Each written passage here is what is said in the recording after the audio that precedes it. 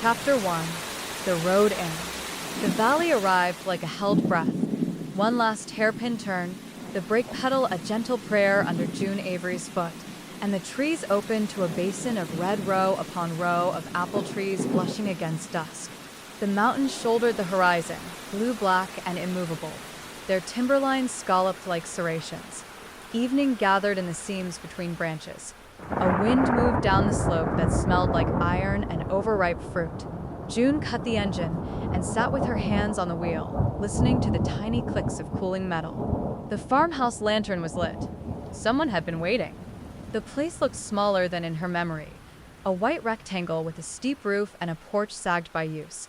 The front door's window was still crosshatched with old tape where her grandmother had once warned storms would find their own doors through glass if you let them.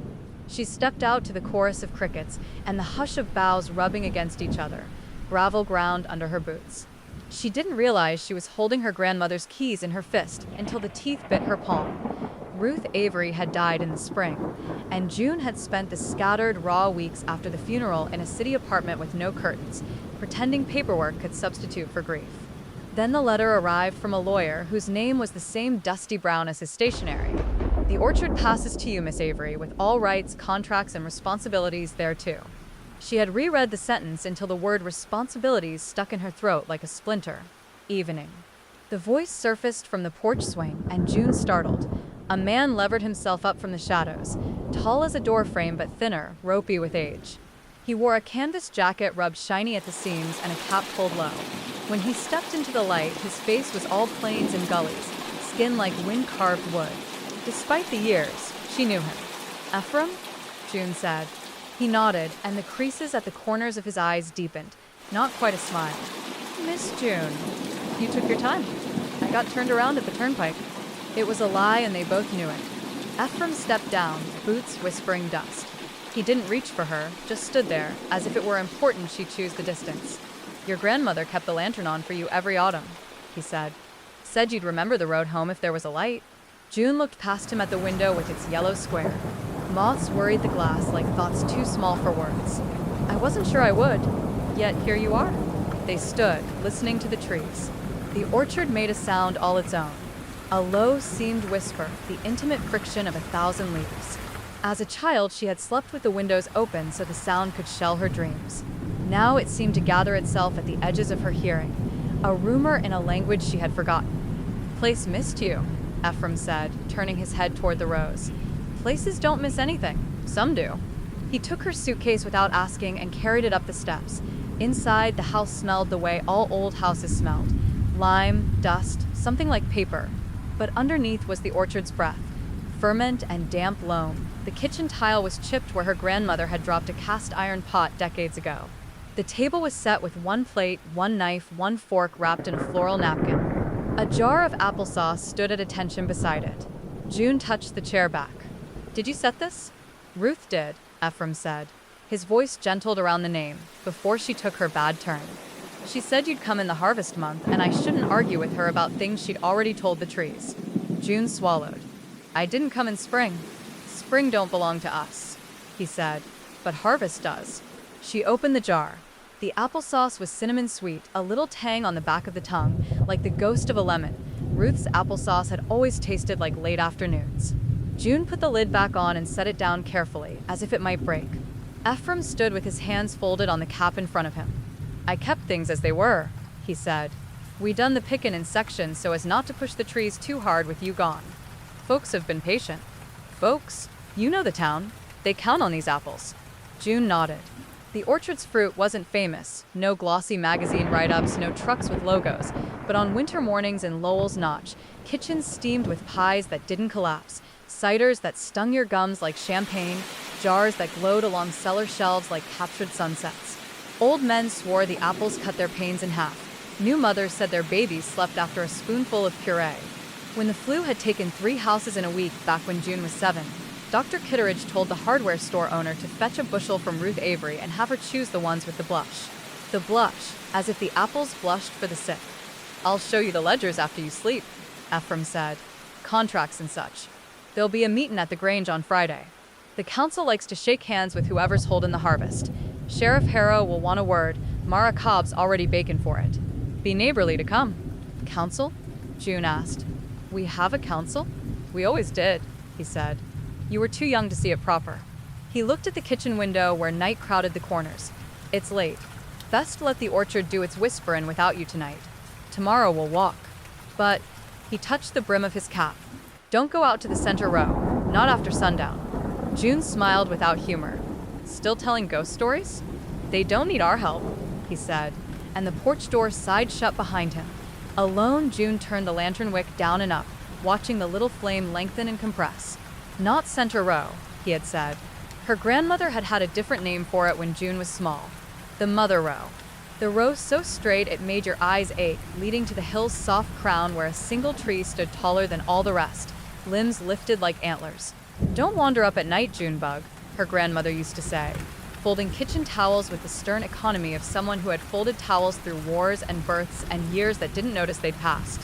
It talks louder in the dark, and it has a way of getting what it asks for. What does it ask for? June had asked once, drowsy and fearless.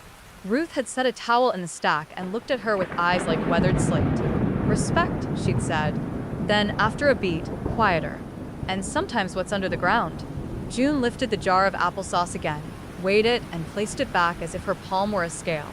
Then she banked the lantern and climbed the narrow stairs to the bedroom that had been hers when she spent summers here, a room under the roof with a slanted wall and a round window like a porthole. The quilt was Ruth's, stitched apples and leaves, the stitches tight and precise, the reds all different shades, like the many ways a person could say love without using the word. She lay awake listening to the orchard susurrus. The wind rose and fell. A limb ticked the window with the steady patience of a visitor who would not leave. Far off, something gave a soft, elastic groan, the kind of sound wood makes when it bears weight. It took a long time for sleep to find her. When it did, it brought with it a dream shaped like the mother tree. She stood at the top of the hill, the orchard at her back, the valley around her bound in dark ribbon. The tree's bark was slick with dew. The fruit hung low, heavy as if the boughs were curtsying under a formal burden. June reached for one and discovered the apple's skin was warm, wrist warm, its flesh beating faintly through her palm.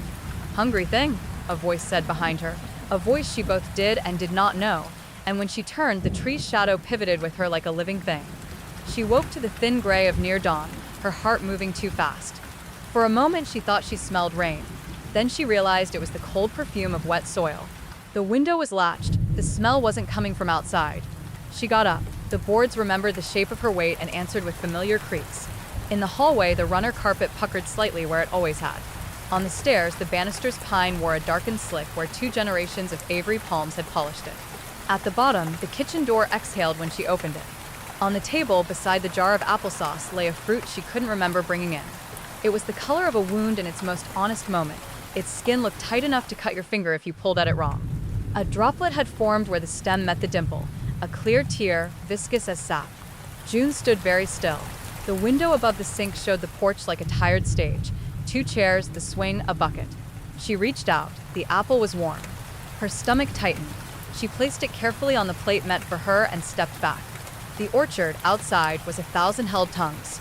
Respect, she said aloud to the empty kitchen, and heard her voice catch. She washed her hands at the sink and watched the water run pink for a second as if something had stained her skin. When she looked again, it was only rust from the faucet mouth. When she turned around, the apple was where she had left it, whole and gleaming, a punctual gift. She did not eat it. Chapter 2. Ledgers and Names. Morning came hard and bright. Sun burned the mist off the field, while the mountains hunkered like old men under shawls they refused to remove. June brewed coffee in the dented percolator that whistled like a sparrow and carried a mug to the porch. The apple from last night sat on the plate like an accusation.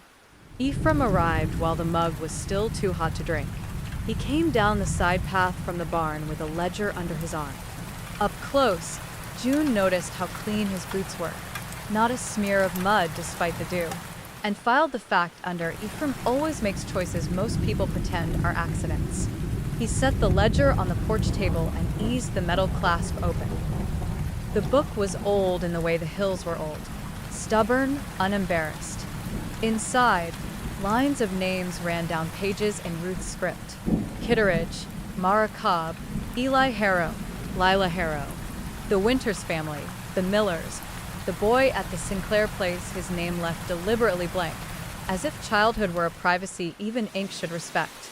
Dates staggered across decades. At the end of each entry, numbers, notations, portions measured like tides. "What are the numbers?" June asked. "Shares," Ephraim said. "Weight of fruit taken, weight owed." "Owed back?" He didn't answer right away. He turned a page with his thumbnail, careful not to crack the paper's spine. "Your grandmother was exacting," he said finally. "People brought things. Wood, labor, preserves, a window replaced without asking, a fence line fixed. The orchard don't keep the town, Miss June, we keep each other." The columns told a more intimate story than Ephraim's words admitted. Next to Mara Cobb's name, Ruth had written a steady progression of autumn pies, 8. Next to Sheriff Harrow's, fence mended, calf pulled twice, firewood stacked. Next to Dr. Kitteridge, house calls to Ruth refused payment, winter deliveries to the old and the too proud to ask. There were entries that were not things. Sung for Ruth, sat with me through the coming of night, carried a memory I could not lift. June caught her name, Junebug, age 10, apple butter jar 2 of 12, ate before cooled, and had to press her lips together to keep from laughing and crying at the same time. "You'll want to turn to the back," Ephraim said. She did, and found a section tabbed with a ribbon the color of dried blood. Here the script shifted. The letters grew sharper, disciplined as nails. The entries were shorter. Names she didn't know filled the left column. The right column held one word, repeated down the page like a fall of water. Laid. June felt a counter melody rise under her pulse. "What am I reading, Ephraim?" He stood with his thumbs hooked in his pockets, jaw working as if he were chewing something he couldn't swallow. "That part of the book was always separate," he said, "wrapped and kept under the tablecloth with the good napkins. Ruth meant to tell you when you were of an age." His gaze went out over the orchard, as if he needed the size of it to steady him. "Then your daddy left for good and it weren't the right time. Then you left. Then time ran out. Tell me now." Ephraim lifted the ribbon section free and set it on the table between them. "The town keeps the orchard keeps the town. The keeping has a cost." June thought of the apple on the plate, warm and faithful. "What kind of cost?" "Every harvest," he said. "We lay one down at the mother. Long as we've kept the practice. Fruit's sweet, cellars are full, and the bad things that come at people in other places go around us like they were avoiding a thorn patch." His mouth flattened. "Years we forgot ourselves, winters were hard, cows miscarried, children took sick with fevers that burn a body from inside. There were months you'd walk the road and see black ribbon on too many doors." June let the porch rail press into the back of her thighs until it hurt. "You buried people under the tree. We laid 'em," he said stubbornly, as if the verb were armor. "We made it gentle as gentle could be. We took the kind of people the county forgot. Men driftin' through with a bottle, a girl who said she was goin' somewhere and came this way instead. Some," he looked down, "some we did not ask too many questions about. It weren't my choosing, Miss June, nor Ruth's. It's the law of the place. She carried it. I carried it with her. We did it to keep the town from suffering. How many? More than I can tell you with a count that don't rub the soul raw," he said, and his voice didn't crack because it had been built not to. June heard the orchard then as if through a glass placed to the earth. A hum at the edge of sound, intimate as a heartbeat heard with your ear laid to someone's chest. "You expect me to continue it," she said. "I expect you to meet with the council," Ephraim replied. "They'll tell you the shape of things. Then you will look at the town, the babies at the diner with applesauce on their faces, old Mrs. Greeley walkin' now after 3 winters in a chair, and you will choose what you choose. I ain't here to make you do a thing against your stomach. I'm here to tell you what keeps the lights on and the cellars full." He reached out and tapped the ledger with one finger. Ruth wrote a phrase in there once. Might not be in words, but it's in the fingerprints on every page. June turned a page with too much force and almost tore it. Between 2 columns, where no text should be, her grandmother had rubbed the pad of her thumb so many times it had darkened the paper to a print like a bruise, as if to say, "This is where I touched it. This is where responsibility wears my skin." She closed the book. "Show me the mother tree," she said. "We don't go there before sundown," Ephraim said softly. "I won't go after." He studied her for a long moment, then nodded. "We'll walk." They crossed the yard and passed into the orchard, morning light combing through the leaves, latticework shadows slipping over their faces. June's fingers brushed fruit as they went, and each apple seemed to flinch toward her in a small, eager surrender. As a girl, she had believed the trees knew her. Adults had told her that was a child's romantic nonsense. Now the trees seemed to lean, a degree past wind's asking. The rows were straight but not mathematical. They kept the gentle curves of the land. Bees threaded the air with a tidy industriousness, their bodies furred with pollen. Bird song came in quick signatures. Somewhere in the deeper rows, a fox barked, 3 clipped syllables like a drunken laugh. Folks say the apples from this place don't brown, Ephraim said as they walked. They do. Takes longer. Little things like that. Bread rises better when it's made with orchard yeast. Pies keep without mold. I've seen a jar of sauce that tasted right after 3 winters, though I wouldn't serve that to a soul. Time's got a softer hand here. How long have you lived on the farm, Ephraim? Since my daddy handed me a pair of pruning shears and told me not to cut my fingers off. Ruth hired me full after my stint away in '82. I told her I'd stay till the trees didn't want me. He shrugged. They ain't said a word otherwise. By the time they crested the hill, June felt a pressure behind her ribs as if someone had placed a stone there. The mother tree stood before them. It was taller by half again than the others.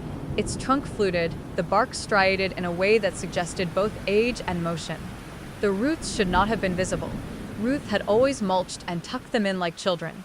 But here the roots rose from the earth in broad, muscular arcs, exposed and smooth, as if the ground had been peeled back to let them breathe. June stopped. The tree's leaves were darker than the others, a green that verged toward blue, and the apples were the color of those old velvet theater curtains that look black until a light hits and reveals wine red underneath. A breeze found her and carried a smell not quite like apples. There was an animal musk in it, and something else, something like the way you can feel a cat purr through the bones of your arm. June, Ephraim said, and there was something in his voice, a thickness, so she turned. The sheriff stood at the edge of the clearing. Eli Harrow, hat in hand, broad in the shoulders the way some men are born. The sun caught in the worn furrow down the front of his jacket. He had that sheriff calm that reads like kindness until you see the steel underneath. Didn't mean to interrupt, he said. Some places you step into and they make you a trespasser and a guest at the same time. June wiped her hand on her jeans without thinking. I was told you'd come by, she said. Counsel asked me to, he replied. His eyes moved over the clearing with a reverence he disguised as inventory. First, let me say, I'm sorry about your grandmother. Town lost a hinge when it lost Ruth. Thank you, June said, because there is not much else you can say to that kind of sentence. Eli Harrow's gaze touched the roots, the notches, the way Ephraim's cap hung like an apology in his hands. Festivals in 4 nights, he said. You'll be wanting to meet folks beforehand. We'll do a small welcome at the Grange tomorrow. Nothing formal. Sign what needs signing. What needs signing? June asked. Just a recognition of stewardship, Eli said. A thing that says the orchard's hands are yours. June looked at the mother tree, at the blunt, clean arcs of its roots like ribs. And the other thing. He met her eyes without flinch. He had the kind of face that kept more secrets than it told. We can talk plain, Miss Avery, if that's your preference. It's mine. There will be a laying this year as there has been every year since the town was laid down like a plank across the valley. He slid his hat brim through his fingers. We have a man at the jail whose name no one knows and whose record is blank paper. He came through 2 nights ago with blood on his sleeve that didn't match a wound. Says it isn't his. Won't say whose. If past his prologue, he won't be missed by anyone who'll come knocking. June felt the stone in her chest sink another inch. You put him here and the apples blush and the fevers go away, she said. The words like a cut she made in her own mouth. We put him down gentle, Eli said. We measure it out like the good Lord requires. We do it so your grandmother's ledgers don't turn into a column of obituaries in the winter. What if I say no? Eli looked out over the orchard. A bird stuttered across the clearing like an embarrassed confession. Then we have a different kind of year, he said simply. I'm sheriff either way. I'll keep people from harm as best I can with what I've got. But I'd be lying if I said the job weren't easier when the orchard's full and friendly. June heard Ruth's voice the way she sometimes did when the kitchen got warm and the ink smell of recipes rose from the drawer. We don't get to choose a world without cost, Junebug. We only get to choose which costs we can carry without turning mean. Tomorrow, she said to Eli, I'll come to the Grange. I'll listen. That's all we ask, Eli said, and his eyes softened as if he understood there are some doors you open that never close again. Chapter 3. What's Under the Ground? That afternoon, June dragged the old washtub out to the back steps and scrubbed mud from the roots they dug near the fence line. Her hands were raw by the time she finished, and she had to rub lotion into the creases with the distracted tenderness of someone borrowing a stranger's body for the day. Ephraim moved through chores like a metronome, barn, pump, stakes, while June's mind paced the ledger's ribbon section like a dog that knows there's meat under a table and cannot decide if the sin is stealing or wanting. She went inside, cut a slice from a loaf of bread wrapped in Ruth's blue cloth, and carried it to the porch with the jar of honey that had crystallized in the cupboard. The apple remained where it had been that morning. The skin had deepened. If it were a voice, it would be a contralto now. June lifted it and sank her teeth into it, as if a decision might live in its flesh. The taste was clean and gigantic. It filled her head. It was not like other apples. There was something of the animal in it. Not meat, but the idea of muscle, the memory of running. The juice ran down her wrist and she licked it without shame, because you do not waste sweetness on the day you might need it. When she looked up, Mara Cobb was on the porch steps, her gray hair pinned with knitting needles, her forearms dusted with flour as if she had plunged them into a bag to the elbow and left them there. She had the particular authority of women who had spent their lives making things that keep other people from not eating. "I knocked twice," Mara said. "You were talking to the apple." "I wasn't," June lied. "Everybody does," Mara said, and sat. Her knees cracked like twigs. She handed June a small box tied with string. "Welcome home. Don't open it until after sunset." "I'm getting a lot of rules for a place full of trees," June said, aiming for a tone between joke and challenge. "Trees were people with better manners once," Mara said. "They remembered what they owed. People forget. That's why we write things down." She peered at June's face hard enough to read it. "You've been to the mother." June nodded. "Good," Mara said. "It ain't decent to ask something you ain't looked at straight. Tomorrow you'll come to the Grange. We'll talk. We'll choose. We'll do it without pretending it's pretty. That's what makes it tolerable." She rested her hands on her knees and patted them as if reassuring herself they were still there. "Your grandmother used to say the orchard was our conscience. It don't let us tidy up what the world really looks like. It says, here's the bargain. Do you sign it or don't you?" And what did she do on the years she wanted to say no? Mara's eyes did a quick, private thing. She wrote a new recipe so no one had to eat shame with their supper, she said. Then she woke up and did what the town needed. She adjusted the box in June's lap. "Don't open till dark. Rules are rules. If you break 'em on purpose, not from boredom." "Do I want to know what's inside?"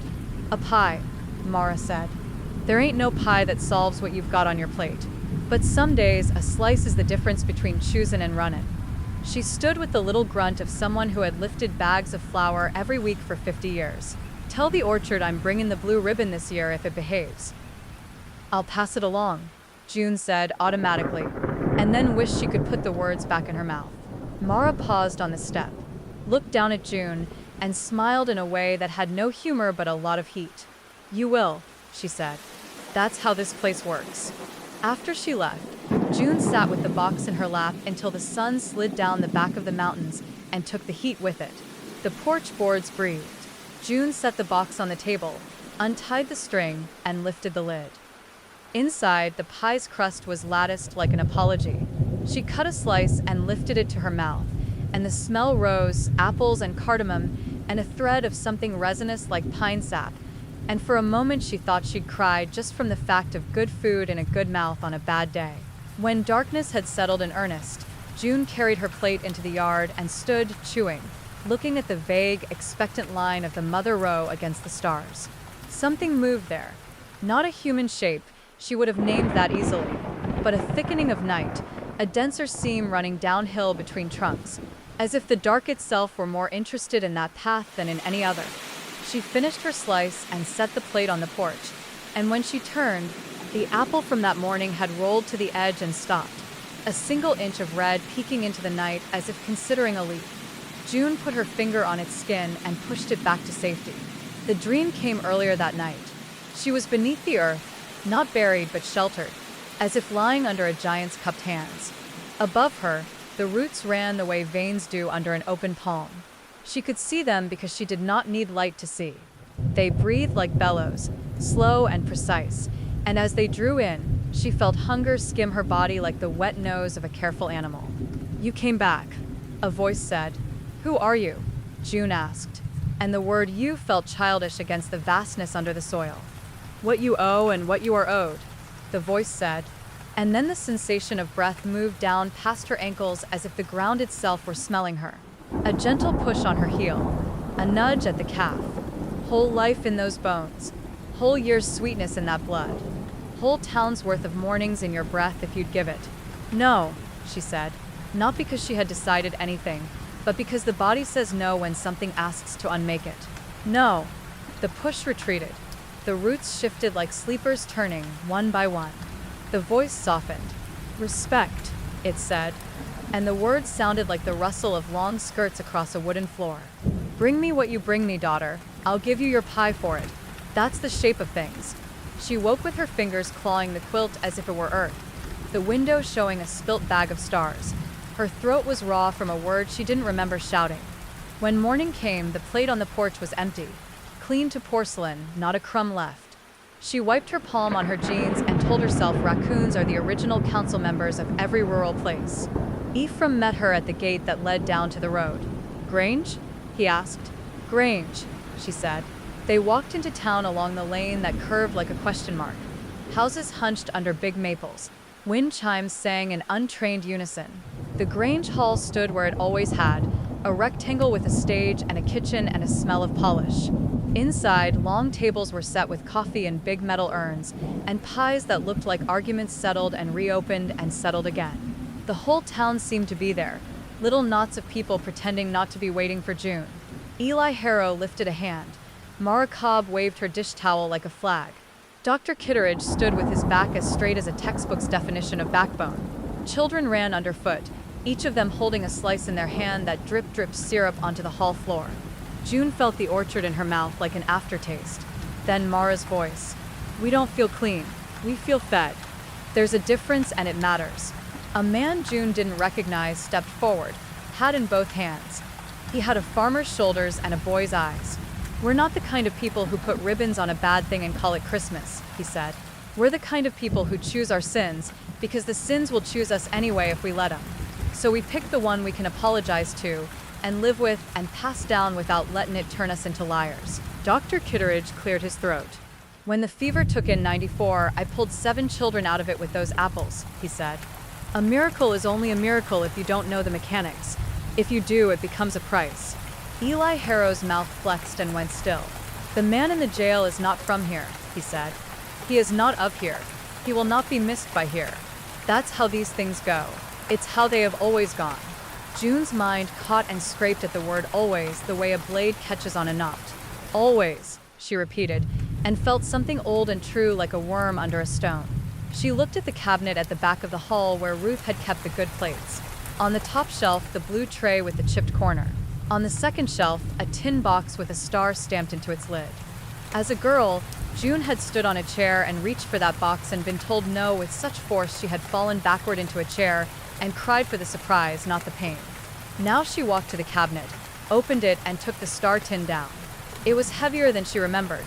The room breathed in, then held. Inside, letters, elastic-smelling and thin, lay bound with string.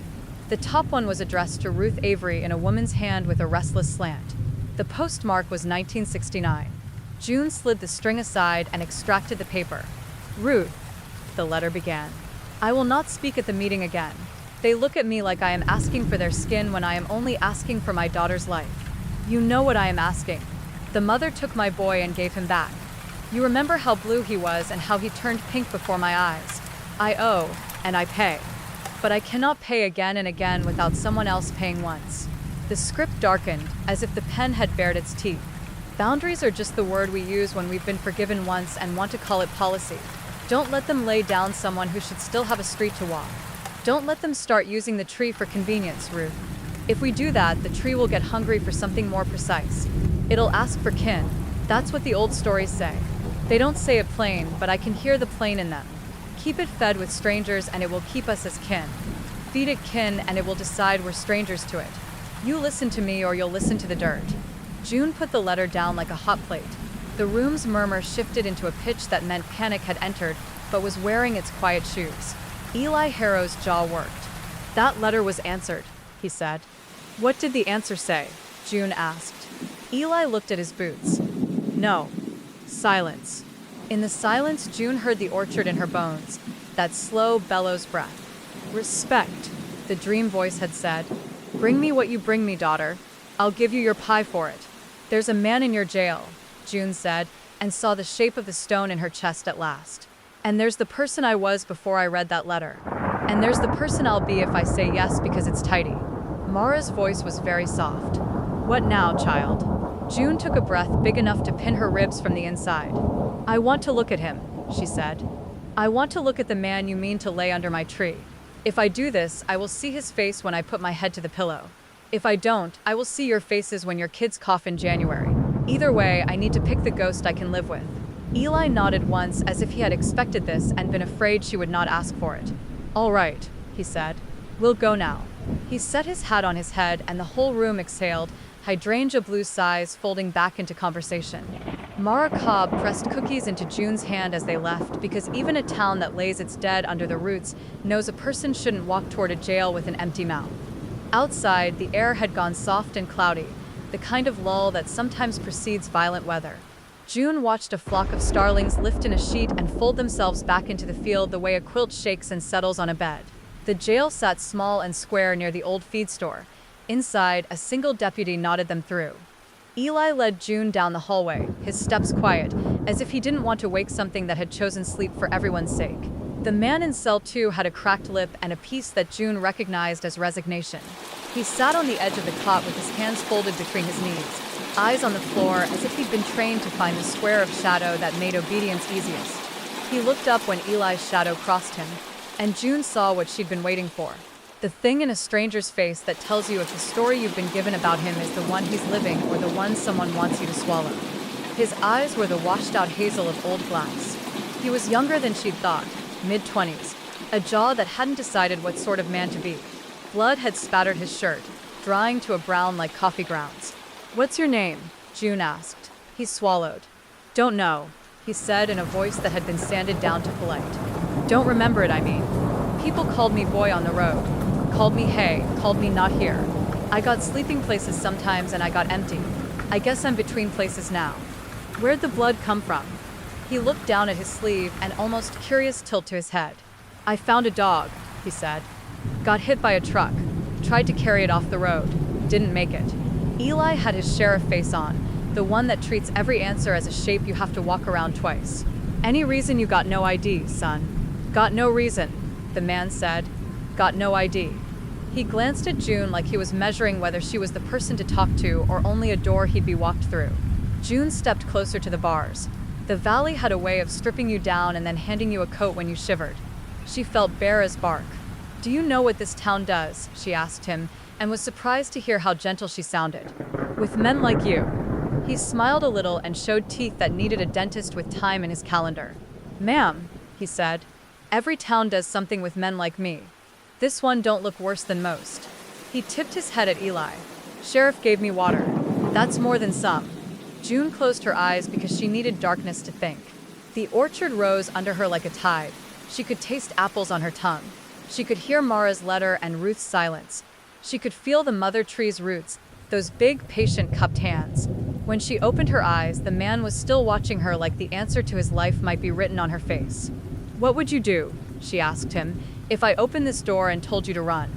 He looked truly surprised for the first time. Something unlearned passed over him like weather. I ain't run in a long time, ma'am, he said. I forgot where the road goes. It goes past my orchard, June said. It goes out the other side.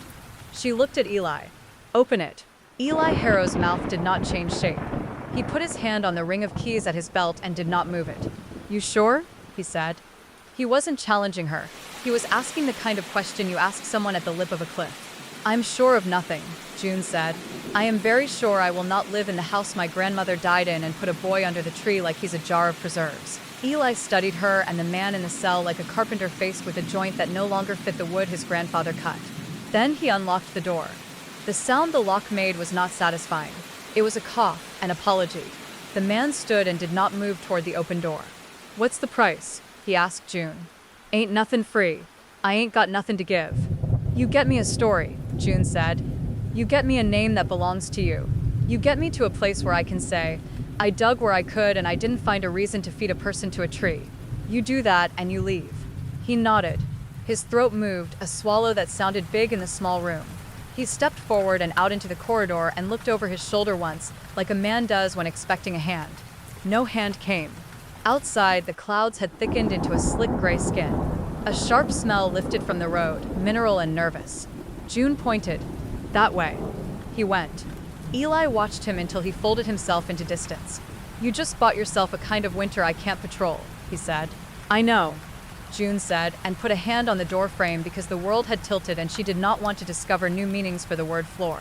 But for tonight, nobody goes under the ground. Behind them, the orchard breathed like a house full of sleeping things that were going to wake, whether you wanted them to or now. Chapter 4. The Quiet Between. The morning after she opened the jail door, June woke to the heavy quiet of a house listening to itself. The round window in her room showed a thin rind of sun, lodged behind the mountains, light smeared like butter down their blue-black backs. The orchard lay beneath a skin of dew, each row catching glints as if the trees had grown 1,000 small eyes in the night. She dressed without turning on the lamp, and stood a long time with her fingers on the banister, palm pressed to the groove worn by her grandmother's hand. The apple on the kitchen plate waited where she'd left it, still glossy, still wrist-warm when she touched it. Not a blemish, not a bruise. It seemed to make the air around it denser, the way a hot stone does in a bath. She poured coffee. The first swallow tasted like old pennies. When she stepped onto the porch, the morning was so clear it felt brittle.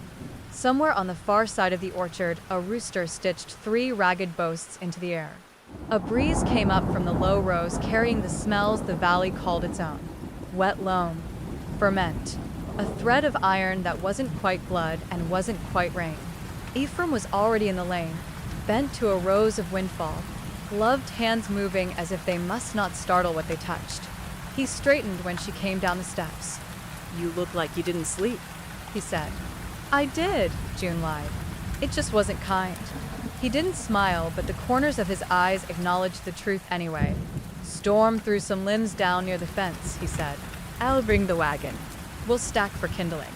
They worked with the sort of quiet that's not absence, but a shared way of keeping the world from getting ideas. June carried branches and listened to twigs comb the grass. Each scrape and snap was louder than it should have been. The trees whispered as they always had. Summer school children passing secrets. But under the whisper was a hum that caught in her ribs. It was not an audible sound. It was the pressure of a thought with no mouth. Near noon, they reached the north fence and found a fox lying neatly in the shadow of a post. No gore, no mess, no sign of struggle. It looked as if it had been placed there, its legs tucked under like a dog taught the word stay. Its fur, rust, ash, charcoal, still held the sheen that meant it had been alive very recently. "Coyotes?" June asked, and the question faltered at its own absurdity. "Coyotes don't tuck their dead in," Ephraim said. He crouched, studying the throat. "Teeth didn't do this." "What did?" "Hungry ground," he said, and put a hand on the fence post, either to steady himself or to touch wood that wasn't pretending to be anything else. They buried the fox by the ditch with an economy that wasn't disrespect. June felt the small weight of it through the shovel, the way you can feel the difference between stone and bone, even blind.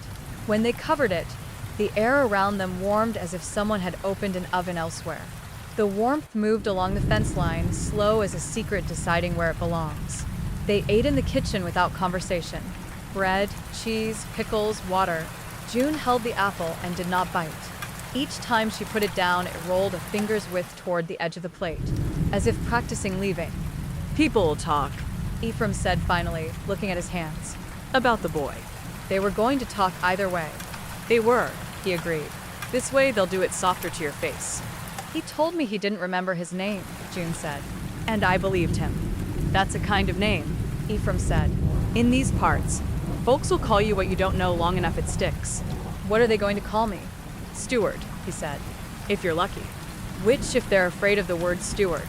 June wiped crumbs onto the plate and carried everything to the sink. Water hammered the tin basin with a beat like a pulse. As she scrubbed, a smell rose from the drain, earth after lightning. She turned off the tap and listened.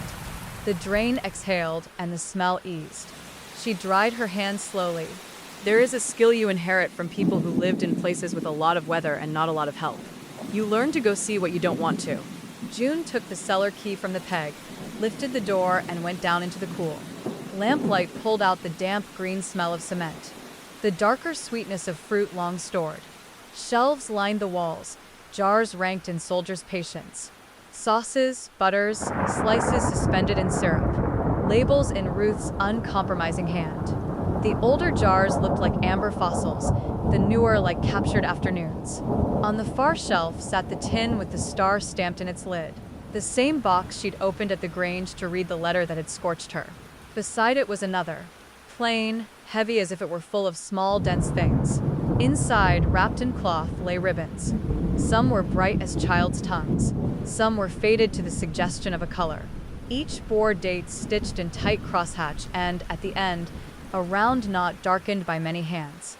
The knots smelled faintly of apples, faintly of salt, faintly of something that wasn't either.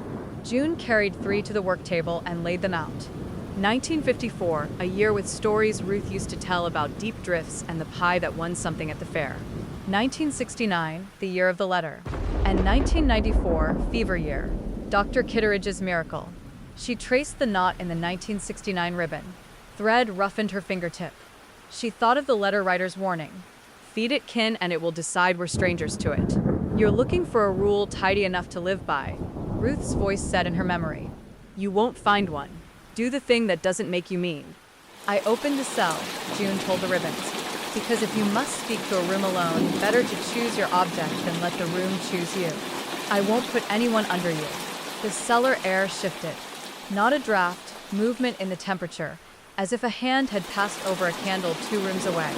The jars ticked softly as their metal lids settled under pressure. Something, somewhere in the house or the world, sighed the way a person does when they let go of getting their way. She replaced the ribbons and went out into the yard. The sun sat lower, light slanting in a way that made it harder to pretend the trees were only trees. On the far hill, the mother's crown lifted above the rows like a black antlered thought. Mara Cobb came up the lane just then, carrying a loaf of bread wrapped in blue cloth and her certainty like a second bundle. Her hair was pinned with something that might have been knitting needles and might have been weapons if the town turned wrong. Don't say you ain't hungry, she said before June could open her mouth. It's a sin to lie where kitchens can hear you. June took the bread because refusing Mara was like arguing with gravity. Thank you. Don't thank me yet. I came to speak a piece. Mara set her jaw and looked out over the orchard as if it were a child she'd loved and often punished. You let him go. I did.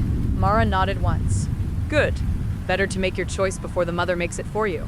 It always goes worse for us when we let it choose. I thought you'd be angry. Oh, honey, I am, she said without heat. At you. At the world. At the people who laid down so many not theirs that they forgot how to carry a thing with a name. But anger ain't the point.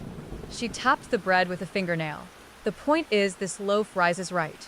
The point is you sleep in your house without learning to hate your dreams. Now, festival's tomorrow. You best bring something that isn't only your mouth. I'll bring a ledger, June said. Bring a pie, too. Mara said. You can carry 2 things at once. That's being an adult. They sat on the porch steps like women who had chosen the same town again and again despite the reasons not to. Mara told a story about Ruth getting into a shoving match with a woman from the next valley over, who claimed Avery apples made her baby lazy. They laughed at the right place, but the hollows in the laugh remained. When Mara stood to go, she squeezed June's shoulder. You do what you're going to do, she said. But if the orchard starts counting, count with it. Don't pretend numbers aren't numbers. People get hurt when we name them something nicer. After she left, June carried the bread inside and cut 2 slices fat enough to feel like wealth. Butter beaded and ran. She ate standing up, the way Ruth had when she was too busy or too tired to respect chairs. The apple on the plate watched her. It shifted. Gift to gift, fruit to trunk. We square it that way. She waited. The orchard waited with her. The apple warmed the air above the root like a coal in ash. A root shifted. Not much, just enough to make soil collapse quietly into the absence. The apple rolled an inch and stopped as if respecting an invisible line. June reached to push it closer and the root eased further, pushing the apple back not with violence, but with the firm refusal of a hand that knows a stove is hot and will not let a child touch it. This is ridiculous, She said, and heard how thin it sounded out loud. a voice, not words, not yet. Moved through the bones of the hill like a large creature turning over in sleep. She felt it in the arch of her foot, in the hinge of her jaw, behind her eyes where a headache begins. Wait, The impression said, so gently she could have mistaken it for kindness. what you owe weighs more than what you offer. Fruit is not weight. Fruit is weight, she said. I carried it up here in my pocket. Not the weight I count. June crouched and held her palm over the apple, over the root, over the seam where wood met earth. The heat climbing off the fruit lifted the hairs along her forearm. Her mouth filled with the taste of iron and cinnamon. She swallowed against a memory of biting her tongue as a child, and the sweetness that followed that small hurt. The ground shifted again. The impression, no voice, nothing so easy, came a second time. Daughter, don't. June said, standing so fast her knees knocked. Don't call me that. It did not answer. It did not need to. The orchard was patient like winter. It had learned across years and years that the thing it asked for always arrived in the end. She left the apple there, not because she thought it would be accepted, but because placing it down felt like planting a flag. Halfway down the hill, she looked back and found the fruit an inch farther from the trunk, as if the root had nudged it with the absent-minded attention of a nurse adjusting a pillow under a sleeping head. Night came with the smell of a struck match. June lit lamps and moved through rooms that seemed to be waiting for her to announce a verdict. The ledger lay on the kitchen table, ribbon section closed but louder for being shut. She made dough because hands kneading are hands that don't point at anyone. Flour dusted the dark wood.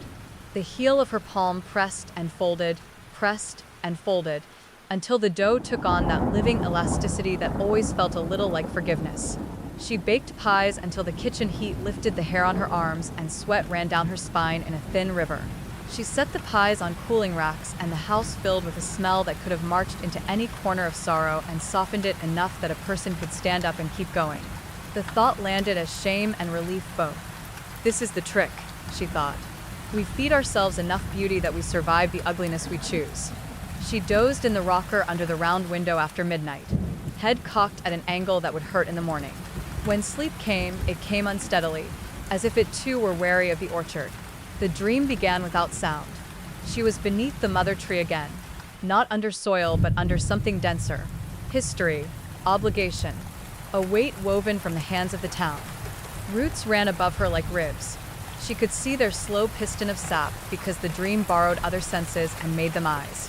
In their motion was the satisfaction of a body eating and turning what it ate into life. When the voice came, it was quiet enough to be mistaken for the pulse in her ears. Daughter, Harvest. Wait. I opened the cell, she said to the dark underwood. that's my weight. That is your name. The impression corrected. Names are feathers. I count bone. Count pies, she said. Count how I will make enough to carry 5 winters.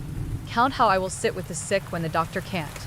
Count how I'll do every chore my grandmother did and the ones she never wrote down. I count what won't be done if you choose yourself, the orchard said, and though there were no words, she heard them anyway. I count the breath that isn't taken and the fevers that don't break, and the babies that won't wake. June's dream body reached for anger and found it slick. You don't cure the world. You pick your corner and make it sweet. Yes, the orchard said, and the admission made the dream colder. Bring me what I ask, and I will keep your corner sweet. Refuse, and I will not sour it out of spite. It will sour on its own. Then you aren't a god. No, the orchard said. I am appetite disciplined into a system. I am what your people chose instead of chaos. The boy had a face, June said. He looked at me like my answer lived on my mouth.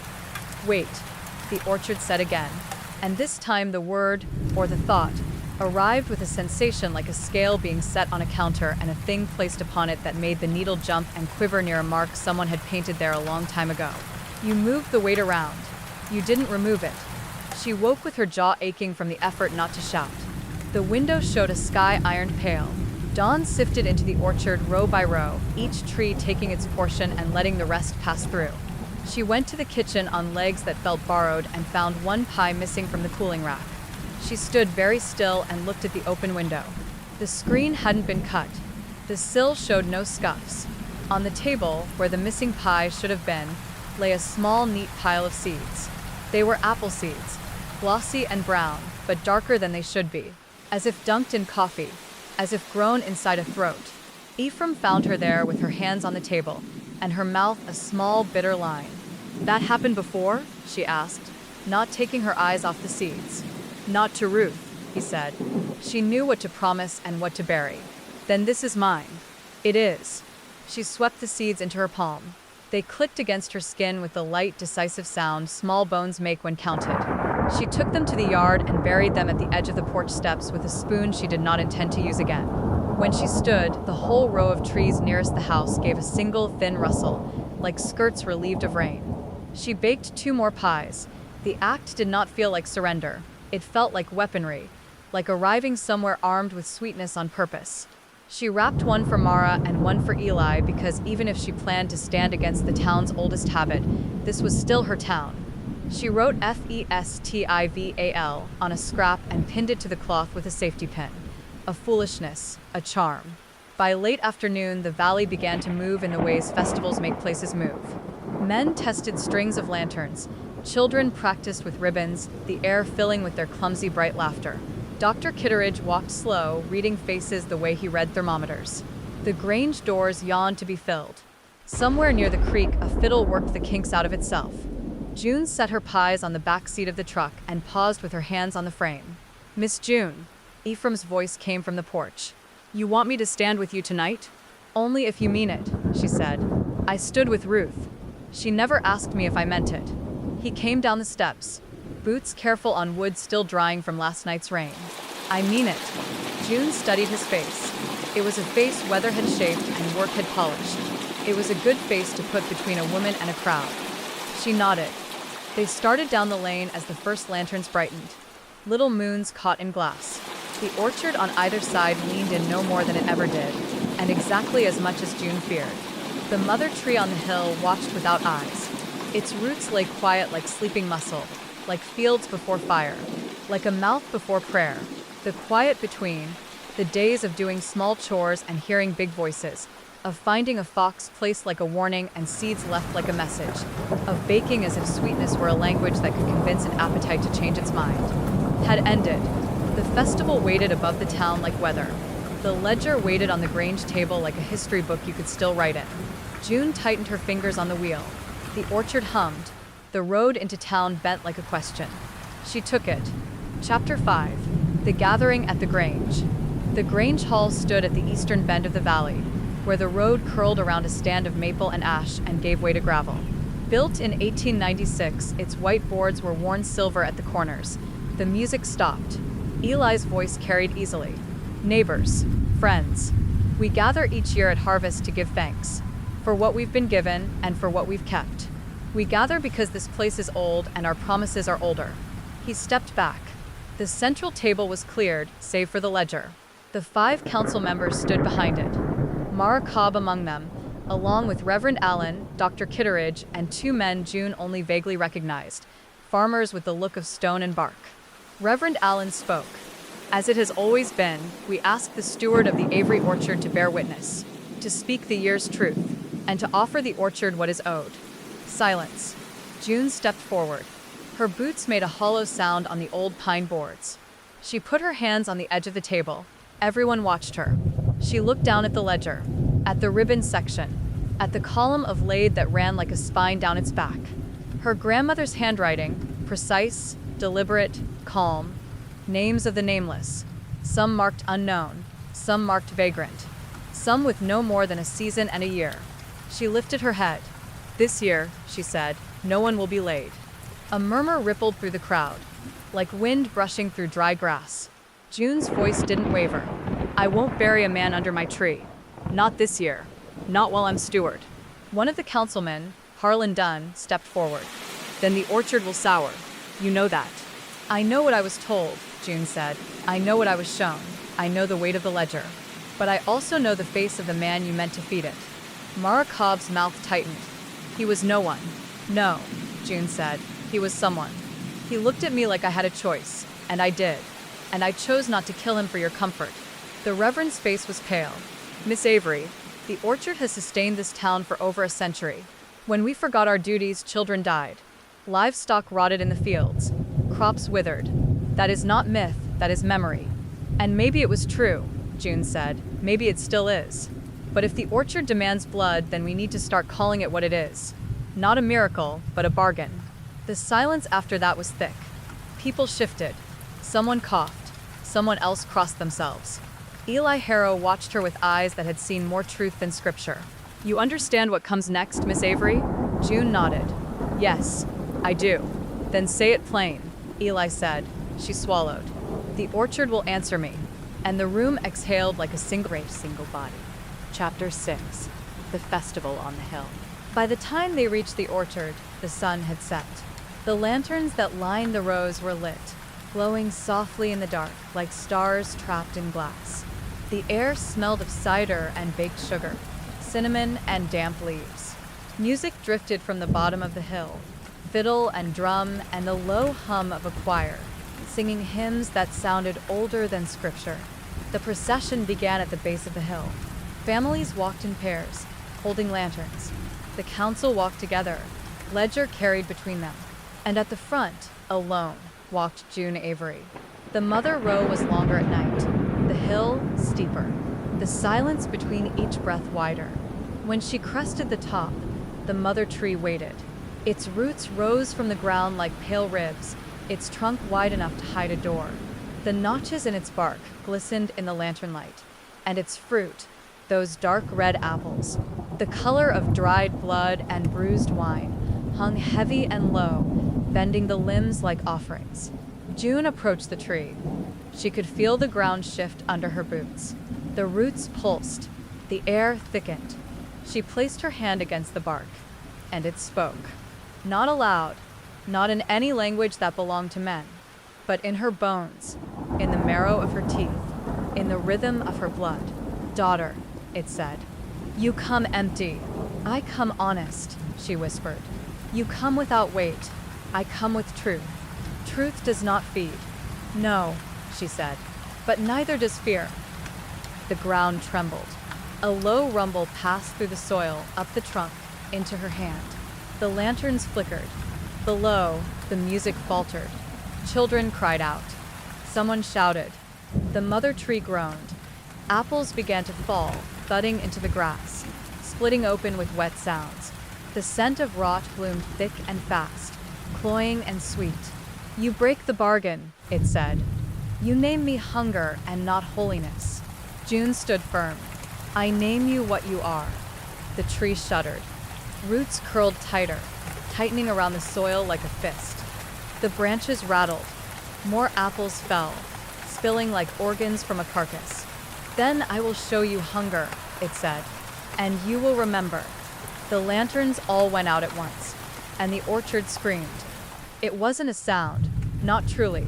It was a vibration that ripped through the marrow, that snapped through the joints, that clamped jaws and flooded eyes and made every living thing remember what it felt like to be prey. People fled down the hill. The music died. The night shook. June stood her ground. When it ended, the lanterns relit themselves, one by one, in shivering little pops.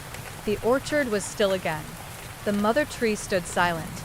Its fruit lay shattered around it. June turned and walked back down the hill. The crowd parted for her. No one spoke. No one stopped her. Eli Harrow met her at the bottom. His face was unreadable. You're not dead, he said. No, she said. Neither are you. He nodded slowly. Then maybe that's something. Mara Cobb approached. Her voice was hoarse. What did it say to you? June looked back at the hill. The mother tree stood in silhouette, silent, dark. It said it was hungry, she said. I told it to starve.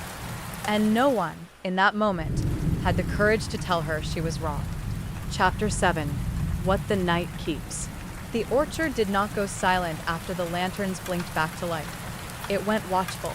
Sound pooled in odd places, thin as broth. An occasional clatter of a cart down on the road. The wet sigh of apples splitting open in grass. Low voices braided by distance into one tired murmur. June descended the mother row with her hands open at her sides, palms tingling from where the bark had pressed back. The scream, if it had been a scream, still quivered along her jaw as if something inside the bone remembered and would not stop remembering. At the base of the hill, the town behaved like a flock after the hawk passed overhead, bodies bunching and loosening, 100 small recalculations of distance, no one wanting to be seen too alone. Children were wrapped and carried.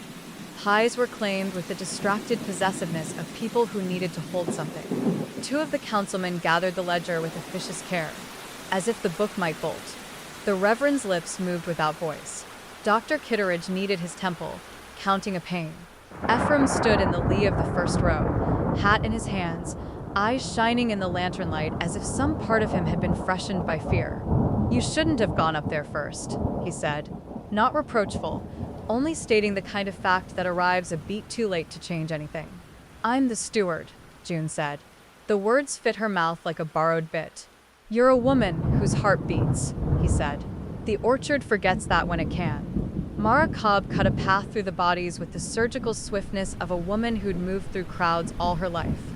Flour dusted her forearms to the elbow. Her hairpins looked like weapons under lantern light. She came up close enough that June could smell the heat of baked sugar lifting off her dress. "You told it no," Mara said softly. "You said the word and meant it where it could hear you." June waited for the accusation that ought to follow. It didn't, not yet. "Yes," Mara's eyes shone. Not with tears, but with that hot shine people get when their belief is held in a fist. "Then mind me now. It remembers. It keeps lists of the way we speak to it. I have seen it be merciful, and I have seen it be exact. Exactness is a kind of cruelty when you've forgotten your own arithmetic." June wanted to be cruel back. She wanted to say, "You adored the arithmetic when it spared you the sorrow of choosing a name." Instead, she said nothing, and let the orchard smell, ferment and iron and green, that sudden smell of a cut stem, of sap flushing to fill a wound, moved past her face. Eli Harrow appeared at her right shoulder as if he'd been conjured by the temperature change. He held his hat properly, brim in his left hand, fingers along the sweat-stained ribbon. June noticed because men who respect their hats often respect other thresholds too. "It's done," Eli said, which was a lie and a kindness. "Nothing's done," June replied. His mouth edged toward a smile and didn't make it. "I like you better when you don't lie to me, Miss Avery. Go home. Lock your doors. Leave the lamp in the kitchen burning." "That's not an order, just advice." "Why the lamp?" "So the orchard knows you mean to be awake to it," he said. And the simple superstition of it, its domesticity, broke something soft in June's chest. She drove home with Ephraim on the passenger side. Both of them turned slightly toward the windshield, as if leaning into the path might make it smoother. At the gate, Ephraim put his hand on the dash to steady himself. "I'll sleep in the barn," he said, already half out of the truck, his body angling toward labor, a man making usefulness his prayer. "You don't." "I do," he said. A steward should not be alone after she looks a thing in the face. He found an old quilt and a thermos and made a place for himself on the hay where, as a boy, he had once hidden from a father's rage. He said nothing about it. June recognized the shape of the story anyway in the way he lay down, shoulders tense until the straw agreed to hold him. In the kitchen, June turned the lamp low and set the ledger on the table, ribbon section closed. She did not touch it. She set a plate on top of it, then a fork on the plate, then a jar of flour on the fork. The absurd stack made her smile. "No more tonight," the little sculpture said. "Tomorrow you can have my hands again. Not now." Wind rose. The house shifted the way old houses do, a delicate, vertebrate articulation. The porch swing creaked once, as if someone set it moving with a toe and then thought better. Not a branch, not a hand, something closer to the tapping of a spoon against jar glass. A polite request. It happened 3 times. Tick, tick, tick. June set her jaw and reached without looking for the cord on the shade. She pulled it down slowly, like a curtain at the end of a play where the actors refused to bow. In the morning, A bruise the size and shape of a thumb had appeared on the red apple still sitting on the kitchen plate. It had not browned before. It had resisted time with a stubbornness that felt like sorcery. Now it admitted touch. And touch, once admitted, never leaves the same way it arrives. She carried the apple to the porch and set it on the rail where Sun could have it. She wanted something simple to happen. Heat, light, a change within a law she could name. The orchard, below, arranged itself around that wanting like a cat around a stranger's ankles. Indifferent. And then, with an inexplicable suddenness, intimate. Ephraim came up from the barn with straw in his hair and the mutinous look of a man not done being afraid but refusing to call it that. Mrs. Kitteridge sent a boy on a bicycle before the dew burned off, he said. Cough came back for little Ben in the night. She says it's the bad one, the barking one. June closed her eyes. How is he? He is a boy and she is his mother, Ephraim said. And the answer held the only information there was. We should expect visitors. We will serve coffee, June said.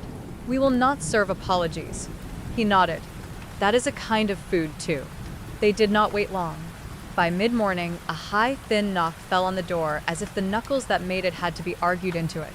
Mara Cobb stood there with nothing in her hands for once. She lowered her chin and set her mouth. You'll come look at the boy, she said. She did not ask. June took her coat. Ephraim made as if to come with them, and Mara, not unkindly, said, No, Ephraim King. Stay by the orchard. If it thinks to misbehave, I want someone who knows its tricks watching it try. They walked the lane together. The town had taken on that brittle brightness places get in the hours after a storm's threat passes, but its intention remains. Curtains quivered. Men stood with hands on hips in yards they had just mowed for the second time that week. Dogs barked half-heartedly, a courtesy to the notion of normalcy. At the Kitteridge house, curtains were open wide. That meant, please bring help. Inside, the boy's cough did not sound like a cough so much as an act of naming. Each bark a syllable of a word the body did not have the alphabet for. Dr. Kitteridge sat beside him with a basin and the kind of helplessness doctors hide from everyone but the person they love best. Mrs. Kitteridge stood at the window and watched the orchard as if it would answer her if she stared hard enough. June knelt and spoke to the child. She told him a dull story about a fox who did not know the letters for his own name and found one letter each time he did a kindness. By the second kindness, the boy's bark had softened into something closer to a tearless cry. By the third, he slept, because stories are a kind of medicine when the person telling them believes they have some business sitting where trouble sits. Apple syrup will help if he can swallow, Dr. Kitteridge said. It always has. He lifted his eyes to June. Will it? I don't know yet, she said, and she did not look away when she said it. There is a respect in letting truth land unprotected in a room. Back on the lane, Mara walked with her arms folded and her head lowered like a woman contemplating a winter she could not fix with blankets. When Ruth told it no, and don't look at me like that. There were years she did. She stayed up for 3 nights, then walked the orchard each dawn, counting. Not trees. The ways we were spared. The ways we weren't. She said counting kept her from lying to herself about which costs belonged to which choices. Did she write it down? June asked. No. Mara's laugh was tender, almost bitter in its fondness, because she understood that recording some things turns them into rules, and rules make us cruel when we think they are mercies. They reached the orchard gate. Ephraim stood with his hands in his pockets, the way men do when they want to keep their hands from making fists. Behind him, the nearest trees had a slight graying to their leaves, as if grief had given them a pallor. Council meets at noon, Mara said. You should decide what language you want to speak to it in. Faith, math, law, fear. Pick one and stick to it or they'll make a meal of you. I'll bring the ledger, June said. You'll bring yourself, Mara said, and you will not cry where they can see it. That is a rule I do recommend. June went inside and took the ledger from its stack of absurd protections. She opened to the ribbon section and let the column of laid touch her like a cold cloth. Names none, names half, names guessed and then erased. Between 1968 and 1970, an entry in Ruth's hand did not say laid. It said stood.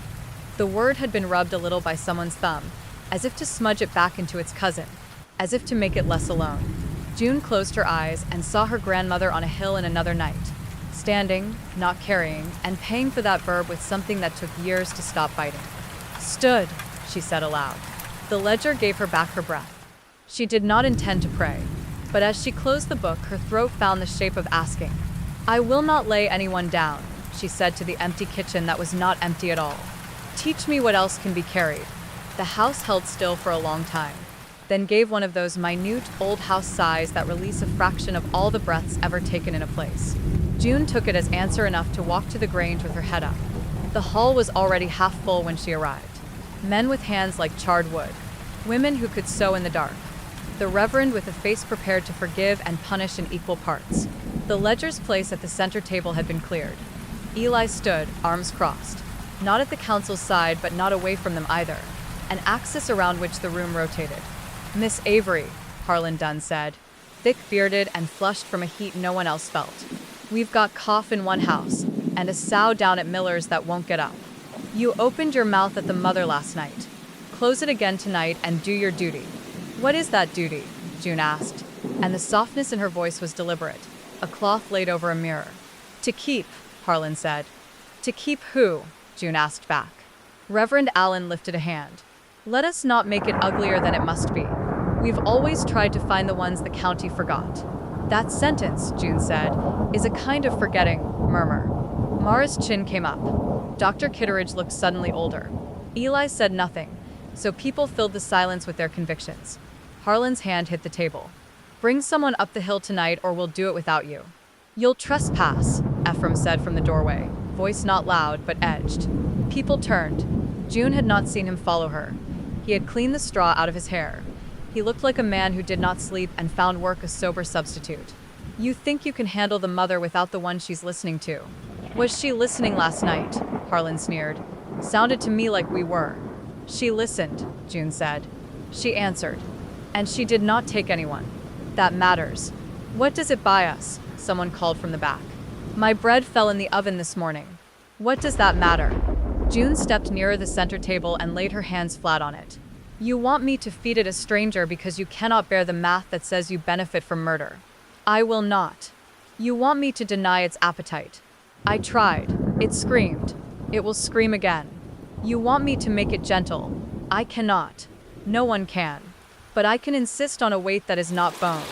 "What weight?" the Reverend asked, not mocking, genuinely asking, as if an alternate verb might save a soul. "Time," June said. "Hours. Waking. Songs. Work that isn't convenient. Truth weighed out loud where we can see it. I want a vigil on the hill, not a laying, a counting. We will go up with lanterns and we will give it what people can give without making graves.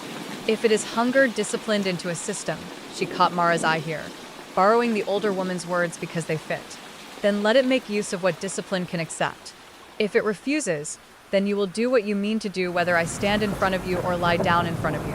But I will make the orchard say no to human hours before I hear it say yes to human flesh again." It should have sounded absurd. It did not. Something in the room, perhaps the part of every person that had, at least once, watched beside a bed while a temperature broke or didn't, recognized the offer for what it was. Not a solution, but a proposal of equal dignity. Eli Harrow lifted his chin an inch. That was consent enough for the room to take a breath not shaped like anger. Harlan looked furious not to be given his fight. Mara said, "I'll bring cider, because there are women who truck mercy into places before they think to carry their own chair." "Dusk," Eli said. "We go at dusk. If anyone comes with rope instead of ribbon, I'll take it off him at the bottom of the hill." "And if the orchard refuses our hours?" Harlan asked. Then Eli said, "We will have to decide whether we are better than we were made to be." June closed the ledger and tethered it with its strap. The strap felt like a leash in her fingers. She set it back on the table. "Bring your songs," she said. "Bring what you would tell your dead if their ear were at your mouth one more minute. That's weight. The orchard knows it. So do we." On her way out, Dr. Kitteridge stopped her with 2 fingers on her sleeve. That gentle doctor's trespass that does not startle. "If it is hours you want, I have a bag of them," he said. "I'll pour them out." "Keep some," June said. "You'll need them when I collapse." He smiled. "We trade." Outside, the afternoon had the tense clearness of a page before ink. June walked home with Ephraim, their elbows almost touching, the careful distance of people who can carry each other's weight only so far and then must pass it back. The orchard lay with its belly up toward the sun, feigning sleep, like a dog that will bite if you grab the wrong place. The bruise on the apple on the porch rail had darkened and spread. The fruit's skin had loosened, as if letting a memory out. Dusk, Ephraim said. Dusk, June said. They both glanced at the mother's crown. The hill did not look taller. It felt taller, the way grief changes the height of rooms. Chapter 8. A Vigil of Hours. They gathered at the base of the hill as the sun slipped, dusk drunk with its own colors. Lanterns came first, then bodies to hold them. Children were ordered into beds and did not stay there. They clung to the hems of their parents' coats and were allowed, for once, to trespass the hour. Mara brought a kettle, and the cider's breath traveled down the row like an argument everyone agreed to have later. The Reverend wore no collar. His wife did not correct him. Dr. Kitteridge carried his bag, not because instruments would help, but because a physician without a bag is a man with his hands too empty. Eli moved through the milling as if inventorying hands, faces, rope one taken early from Harlan, quietly, and handed to Ephraim, who cut it into lengths that could tie nothing heavier than a curtain. June took her place at the front, because you cannot ask people to do what you will not do yourself. She lifted her lantern and heard the small intake as the wick consented to flame. She wanted to say something ceremonial, something that would make sense of the extravagance she was asking. Hours given to a hill as if the hill had a cup. Instead, she said, "If you are here, it means you remember that time has weight. We're going to carry it together for a while." They climbed. The orchard was all patience. Leaves slid over one another with a sibilance that might have been words if they'd only agreed to be heard. The ground had the tiniest tide to it, an almost breath, swell and slack, swell and slack. So subtle that June thought she'd imagined it until she looked back and saw every lantern behind her rise and fall at the same moment, as if they'd all taken a step at once and then forgiven themselves for the mistake. At the crown, the mother tree stood in a posture June had not seen before. Lifted, yes, but slightly canted as if listening not with branches, but with roots. Its apples hung with the deliberate restraint of ornaments placed by someone with too much taste, too much grief, and too little time. The notches in the bark had darkened, each gouge a shadow with edges. They formed a ring without being told. The Reverend cleared his throat and said nothing. That was the prayer. Mara ladled cider into hands that did not want it and found, mid-sip, that they did. Dr. Kitteridge set his bag down and sat on it like a stool because he was too old to pretend his knees would last the night without help. Eli took up a place between Harlan and the world because it is some men's nature to stand where decisions might break into violence. June put her palm on the bark. "Daughter," came the pressure, not tender, not unkind. A word deployed as identity rather than affection. "You brought me nothing and a crowd. I brought you hours," she said in her head, because speaking aloud felt wrong here. Other voices were for the ring. "I brought you the part of life that measures our lives. Time is not weight unless it is heavy to the ones who give it. That's what we're here for." She stepped back. She could not ask anyone else to speak first. She was the one who chose the experiment. She would be the one to demonstrate it. "I'll begin," she said, and her voice did not carry because she did not raise it. It wound out of her like smoke, and everyone leaned an inch closer.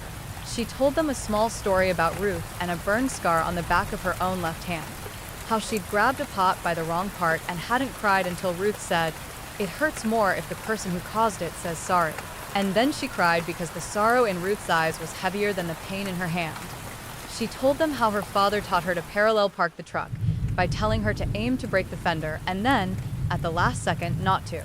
She told them how she had opened the jail cell because a man had looked up at her and asked her to pick which ghost she meant to keep. When she was done, the hill held her story and did not drop it. That was all she could have hoped.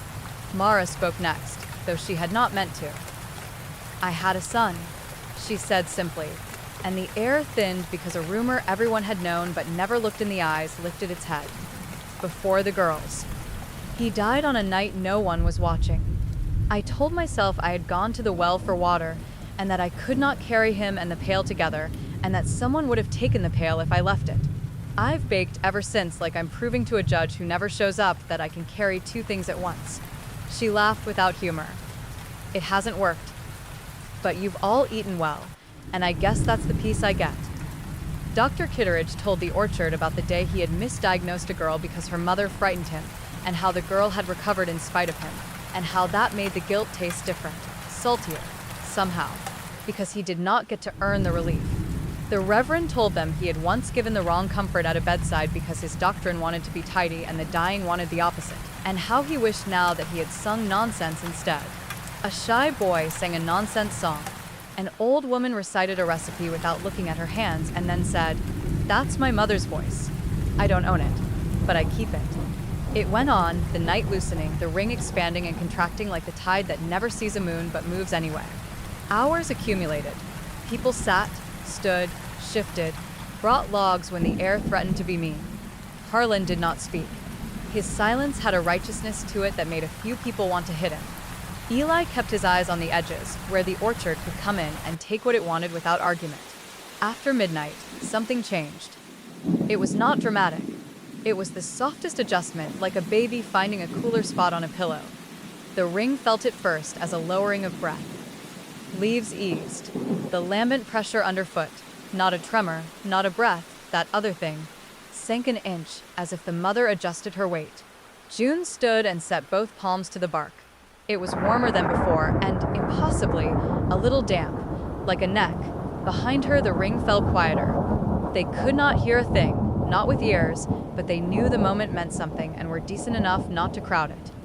Hours, the impression said, and perhaps June only wanted it to be approval. Perhaps it was only a measurement. Hours counted. Not bone, not yet. Not ever, June said. Silence followed that did not feel like disagreement.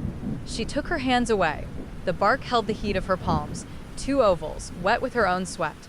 Harlan muttered, "The boy's cough hasn't eased, but there are other boys who didn't cough tonight. Count both, Harlan. If you only count what hurts you, you'll write the math to make yourself holy." Harlan, thwarted, did not put the rope away. He let it hang from his hand like a tail. He took a step back. The root lowered a half-inch and went still. The vigil resumed, more fragile but intact.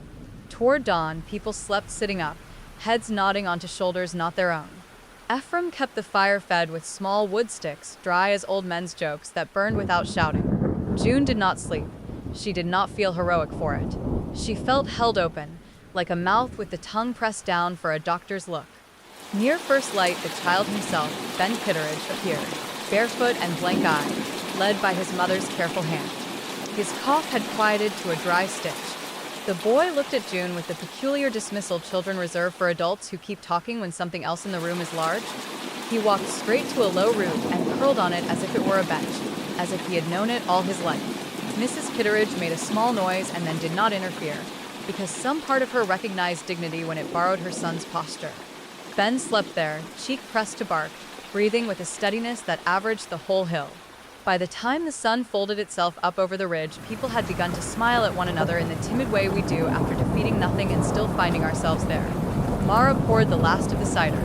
The Reverend laughed once, quietly, as if he had made a small joke with God and neither wanted to repeat it. Harlan skulked down the road. He dropped the rope somewhere along the way. Ephraim would find it later in the grass and feed it to a fire that took it without thanks. The mother did not ask for a body. The mother did not say she would never ask again. The apples hung a fraction lighter. A sparrow landed on a high limb and tried a syllable he had not dared for a day.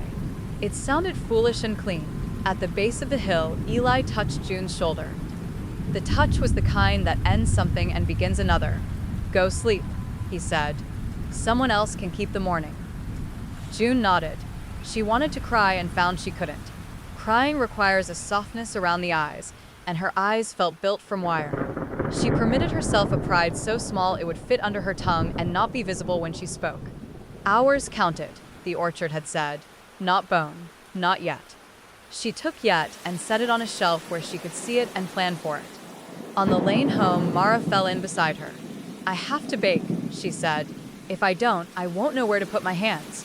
"Bring a loaf later," June said. "I want the heel." "It's yours," Mara said. She hesitated. "There's a box in Ruth's cellar with a star on it. I know you know it. There's another under the stairs in your room, nailed under the fourth tread. If you're going to go on with this business of finding other verbs, you'll want what's in there." "What is in there?" June asked. Mara's mouth did something complicated. The kind of truths a person puts away because reading them makes you into the sort of steward who doesn't sleep. Then I'll read them this afternoon, June said, and smiled because she could not help herself. I wasn't planning on sleeping. Chapter 9. The Other Ledger. The Fourth Stair, second from the top. Rhodes had nailed it shut with 3 finishing nails placed like a constellation. One here, one there, one exactly where your palm wanted to press when you climbed in a hurry. June pried them with the thin pry bar her grandmother had kept in the umbrella stand, like a joke. The wood lifted with reluctance and memory. Dust rose, sweet as old paper. The space beneath held a tin painted once a bright lake blue, now dulled to the color of old sky. She carried it to the kitchen table and did not stack anything on top of it. The lid clung the way metal lids do when humidity has been its own kind of glue. June leaned her weight into it and the seal broke with a whisper. Inside lay paper bound in twine, not the letters from the star tin. Different hand, different smell, less perfume, more ink. The top page was titled in Ruth's script, not the precise groceryless lettering Ruth used for jars and bills, but the stern, larger hand she saved for recipes she could not bear to have anyone ruin. Account of standing. It wasn't long. Ruth had not been a woman who wrote when doing might suffice. Each entry was a shard, not a story, and together they made a mirror with the cracks drawn in. June read, 1968. Yo, he stood. The orchard took hours and the naming of dead. It left me my breath and asked for next year. It knows the calendar better than I do. I have decided not to be surprised by that anymore. 1969. They asked for a girl from the county road. I said no. We stood. Mara spoke and did not cry. The orchard liked that. It is not cruel, but it is practical. It prefers a voice that can carry while it works beneath. Note. The letter she sent me was not wrong. 1971. The Reverend then said, God will provide. And I told him this is providing. He did not talk to me for a season. My potatoes were small as marbles and tasted like no, and that felt fair. 1977. Ephraim cut his thumb to the bone on a dull blade. He bled on the roots by accident, and the apples at the east slope got sweeter. I am not foolish. I saw what I saw. I will not build a rule on that. I will not tell him I noticed. A man should be allowed to keep his accidents private. 1982. We laid a man I still see when I whiten the sheets. I picked him. I accept the sin because the orchard did not do it and neither did the town. I did it. People who talk about we and us at such moments are cowards. If you cannot say I in front of your ugliest verbs, you should not be allowed near a tree at all. 1994. Fever. We stood one night. We laid the next. It took both. It wanted both. I slept 3 hours in 2 days and woke from those 3 with my mouth full of soil. In the ledger I wrote laid. Here, in the secret place where I do not lie, I write. I stood first. Someone should know I tried. There were more, thin as they were, a scatter across years, the pattern of a woman testing where the borders were every few seasons so the border would not advance without her noticing. June traced the line under I stood first as if the graphite might rise and become a door. The bottom of the tin held something not paper. Wrapped in an old tea towel, there lay a small knife with a bone handle, the pear knife Ruth had kept for skins, its edge loved into thinness by decades of whetstone and stubbornness. A note was tied to the handle with butcher's twine. June untied it. It read, If you must give blood, give yours. If you must give bone, ask first. If you must give anything at all, say the name of it while you do. The orchard is not God, but it listens the way churches listen. Speak plain. June put the knife down. She sat with her hands on either side of it and let the weight of the word ask settle into her wrists. Afternoon stretched. Mara came with the heel and a small pot of salted butter and did not stay. She had ovens. She had daughters. She had the high, sore dignity of someone who had told the truth in the ring and been allowed to still be invited to tables. Eli stopped at the gate and did not come in. He stood with one foot on the bottom rung and told June the boy's cough had eased another octave toward normal. He did not smile. He allowed his eyes to untense. Harlan's hiding from me, he added in a tone that suggested he had other people to worry about, like calves and sows, and the way fear turns into an urge to be useful and then into a fist. In the late light, June walked the low rows alone. The leaves had cleaned a bit around the edges. The pallor that had settled the morning after the festival now stippled rather than spread. Here and there she saw places where bark had bled and then sealed. The sap lines were amber scabs. She touched one and felt half the hill touch back. Not tenderness. Acknowledgement, perhaps. A nod. At the foot of the mother row, Ephraim waited, leaning against a post as if the post had always belonged to his shoulder. He gestured at the knife in her belt with his chin. "Found that, did you?" "It was meant to be found," June said. He grunted assent. "Some things are gifts. Some are obligations with paper around them. Hard to tell which until you bleed on them." "Ruth bled on them," June said. "Ruth bled on everything in this valley that was worth touching," Ephraim said. "She'd be mad you said it out loud, which is why I said it for her." They climbed without lanterns. The hill's posture had changed again. It had the expectant stillness of a room where someone is about to make a speech and everyone else knows it and is prepared to pretend to be surprised. At the crown, the roots lay like ribs again, not fists. June knelt and pressed the heel of her right hand into the dirt until it hurt. She wanted the pain to be honest. She needed a measure. "I have read your private ledger," she said in her head. A ridiculous sentence and exactly right. "I know you count hours. I know you count blood. I know you count the word I when it precedes ugly verbs. Here is mine. I will not lay any person under you without their consent." She paused. She hated the neatness of the phrase and how neatly consent did not apply to desperation. "I will not lay any person under you. If anything is to be given, it will be mine, and it will be named." She took the knife. Her left palm was still ridged white where the burn scar lay. She cut just to the right of it, a diagonal line as thin as a new branch. It hurt. She welcomed the way the hurt carried the room's attention to a single bright point. Blood welled, dark as molasses. She turned her hand and let it fall along a root. The drop struck and flattened, and then the root drank. Not with greed, not with hesitation. With competence, with a practiced, practical thirst. Behind her, in the row, a limb somewhere deep clicked, a wood popped as sap shifted. She did not interpret it as approval. She did not interpret it as anything. She watched her hand bleed until the shallow cut slowed and then stopped. She pressed a clean handkerchief to it and tied it with Ruth's pear knife deftness. She whispered a name and made sure the tree heard it. "My name is June Avery. If you take anything tonight, you take June." The impression that came then was not a word. It was a weight redistributed, not removed. On the hill, the way a sleeping body turns when one hip goes numb. She sat back on her heels. Ephraim, who had held himself in a statue's patience a respectful distance away, let out breath like a man who had just realized he was allowed to. "Does that buy us a winter?" he asked. "No," June said, honest because Ruth's tea towel note demanded it. "It buys us this night. And maybe what you buy with one night is the chance to decide how to buy the next." They descended at moonrise. The orchard let them.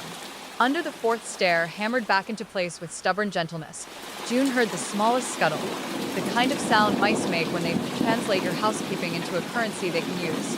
She let them have it. Some hungers are not bargains, they're math. When she reached the kitchen, the bruised apple on the porch rail had collapsed in on itself, skin slack, flesh gone to a cider-smelling pulp. At its center lay seeds darker than any she had ever seen, glossy as wet enamel. She carried them to the table and counted them into her palm. 10. The number meant nothing and everything. Numbers often do. She laid them out in a row and noticed that one was split along its seam, just a hairline, revealing the paler heart within. She did not know what any of it meant. She did not pretend she did. She wrote 2 words on a scrap and set it atop the star tin. Stood first. Then, she blew out the kitchen lamp and let the orchard know that, for this hour, she had chosen not to watch it watch her. She woke with her cheek on the table again. Morning had kneaded itself into the house. Yeast expanded, warm. The first thing she heard was a bird. Not the sparrow's foolish syllable from the hill, something rounder, braver. Outside, the orchard had that unself-conscious sound living things make when they have forgotten to be symbolic and, for a little while, are only themselves. Ephraim's boots sounded on the porch. He didn't knock. He stepped to the threshold and hooked his thumbs in his pockets the way a man does when his news could be heavy and he wants his hands ready. "Ben's up," he said, hungry. "Ask for sauce." June let her eyes close for a breath she had not let herself take. "Good. And..." Ephraim hesitated because not all news can sit beside good without rudely shouldering it. Harlan and 2 of his cousins were seen out at the county road at dawn. "Looking for what? What they always look for when someone tells them no," he said. June nodded once. "Then we'll have to stand again," she said. "And next time we will not ask the orchard to approve the verb beforehand." Ephraim tilted his head. "What verb do you have in mind?" "Keep," June said. "The way Harlan defines it and the way we have decided to mean it instead. Keep the boy. Keep the living. Keep each other from becoming the kind of people who confuse convenience with mercy. Ephraim's smile was light, quick, unwilling to embarrass the room. Then I'll fix the dull blade Ruth wrote about, he said. No sense letting a bad edge write our math for us again. June took the knife from the table, wiped it clean, and handed it to him handle first. Be careful, she said. Always am, he said, and they both laughed because the sentence was, in every particular, false. The orchard, which is not a person but sometimes behaves like one, did not answer. It breathed. It considered. It counted. And somewhere along the mother row, a single apple fell with the soft agreeing thud of a thing that has made its peace with gravity and decided to be useful where it lands. Chapter 10. The last bargain word. Traveled the way it always does when fear is the messenger, too fast to examine, too slow to stop. By mid-morning, it had reached every kitchen that Harlan Dunn and his cousins had been seen at the county road. The rope made into a loop again. The old habit rattled off the shelf. Eli went looking for him and came back with a face like a shut door. He's not home, he told June at the gate. If he's smart, he's cooling off in the ravine. If he's himself, he's bringing trouble uphill. June had slept an hour against the kitchen table and woke with the imprint of wood grain on her cheek. The bruise on the porch apple had finished its collapse. Its dark seeds waited in a teaspoon like punctuation. She folded them into a square of parchment and tucked them into her pocket. Then we won't let him be the one who decides how the day ends. Ephraim sharpened Ruth's pear knife on a stone with slow, neat passes. I'll stand at the bend in the mother row, he said. If Harlan wants to bring the wrong thing into the ring, he can come through me first. You can't fight him, June said. I've had practice losing fair, Ephraim said, and practice standing long. Either will do. Mary appeared without knocking, a bundle of clean cloth under her arm, flowers still on her wrists. I told my girls to boil the kettles and keep the younger ones home, she said. If we're doing this again, we'll do it before sundown. Early crowd, strong voices, empty hands. Empty, Eli asked from the gate. Maria lifted the cloth and showed the coil of rope beneath. She cut it into short lengths as she spoke, each slice clean, decisive. Empty of this. If a man brings a loop, we give him string too small to hang anything with and tell him to tie a ribbon instead. They gathered earlier than before. The sun was still a hand's breadth above the ridge when people began to drift into the orchard with lanterns. Not lit yet, their chimneys glinting. The hill stood in its accustomed patience. The air held that metallic taste of expectation, like a nail between teeth. The Reverend came without his collar again. Dr. Kitteridge clasped his bag in both hands like a parishioner holds a hymnal for comfort more than words. Children were sent back 3 times and, the 4th time, permitted to stay on the lower slope with instructions to count lanterns and call out the numbers every time the wind made them uncertain. June wore Ruth's old work coat and the burn scar on her left hand like a badge.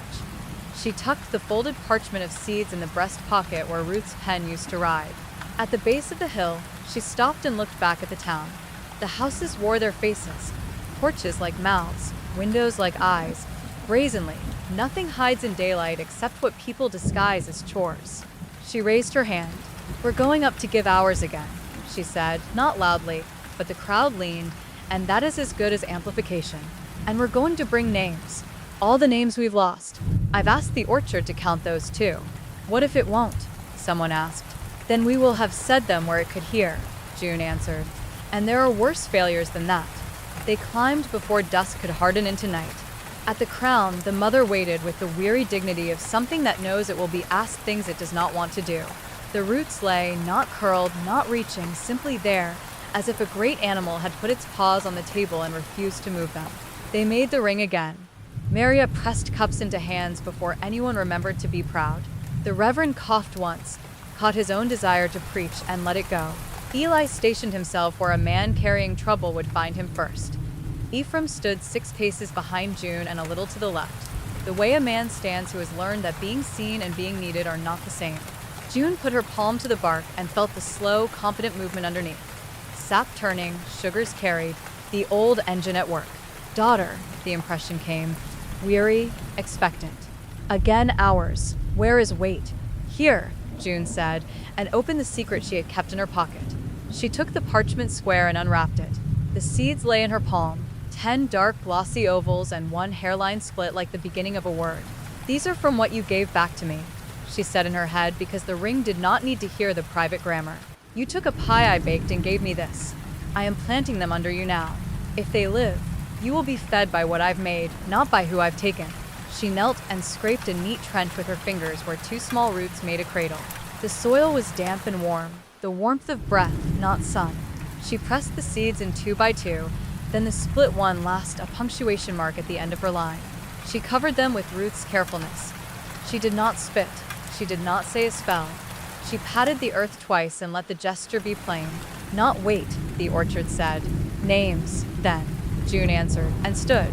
She opened the ledger, not the public one on the grange table, but the hidden sheaf Ruth had called Account of Standing, and read. Not the seasons, not the compromises. The names, when there had been names. When there had not, she read the closest thing.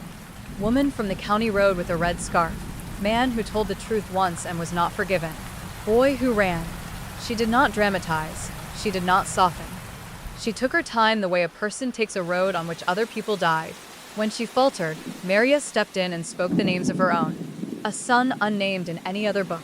A neighbor who had never returned from a storm. A great-grandmother whose death had become a story about cold.